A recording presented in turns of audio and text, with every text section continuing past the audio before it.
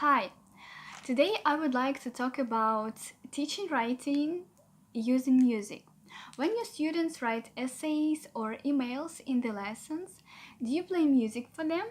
If no, you may consider to start doing that because right now I'm going to tell you a lot of reasons why we should do that. And I'm going to start with Gaston and his book Music in Therapy. Here he defines three functions of music. The first one is facilitate the establishment and maintenance of personal relations. The second one is to bring about increased self-esteem. The third one is to use unique potential and rhythm to energize and bring order.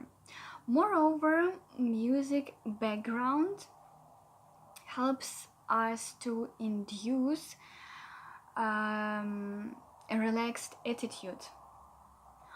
Also, Lozanov, in his approach, Suggestipedia recommends to play music which is 60 beats a minute, 4 and 4, time for Baroque. Other researchers state that music influences not human beings positively but also vegetable subjects. So right now I'm going to quote from the research. They've used plants, and they say that plants grown in the chamber given Baroque music by Bach or Indian music by Ravi Shankar rapidly grew large and abundant.